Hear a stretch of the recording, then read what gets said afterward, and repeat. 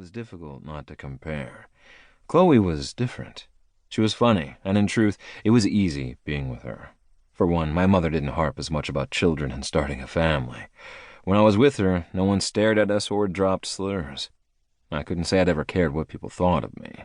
I should be able to love who I want without some asshole's opinion on the matter. And my parents' approval didn't define my success or who I was as a man. But it was hard not to notice the world's effortless support of my relationship with Chloe. No questions or dirty looks, just blind acceptance. I was about to head to the kitchen when the doorbell rang. My light mood shifted as a knot grew in my throat. I shook my head, irritated with myself. This was nothing new. Wilder and Jax were getting married. Today was a good day, I thought as the doorbell chimed again.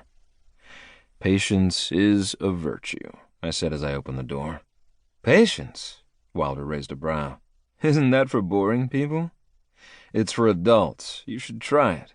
I smirked when he pushed past me. Jax gave me a shy smile as he reached out his hand. His grip was firm, and despite the way he never held my gaze for more than a few seconds, he was always kind to me. Thanks for doing this for us. Of course, I said and stepped back. Come on in. Wilder had already made himself comfortable, leaning against the kitchen counter, laughing at something Chloe had said as he popped a grape into his mouth. Jax kissed his cheek, setting the small grocery bag he'd had in his hand on the counter, and that same uncomfortable pinch from earlier returned. Hey, Chloe, where's that drink you made? I asked. She handed me a glass filled with clear liquid. I didn't taste it as I gulped it down. Thirsty? Wilder asked. His sarcasm wasn't something I missed. Long day. I'd say so, Jack said. Look at all of this food. You didn't have to. It was catered, I said, and Chloe gave me a look. What? What Anders meant to say was, he's just tickled to have the honor of hosting this party for y'all. My laugh caught in my throat. Yes, that, what she said. I poured myself a little more vodka and plopped a lime in the glass. If I wanted to make it through this night, I'd need about 5 more of these. Maybe 6. Chloe put the cap on the bottle. Maybe you should eat something. Every pair of eyes was trained on me. I usually had my shit together. I was supposed to be the calm one, the guy who organized every minute detail, not the lovesick lush who can't let go of the past. I cleared my throat and worked to smile. Probably a good idea. I conceded and pressed my lips to hers. Chloe searched my face as I pulled away. She didn't know about my past relationship with Wilder. She only knew I was his literary agent. Chloe had no idea how hard this night would be for me, how I'd rather be anywhere else tomorrow when Wilder and Jax became official. And wasn't I the most pathetic person in the world? Wilder pissed me off half the time. I hated his drama and his me-centric energy.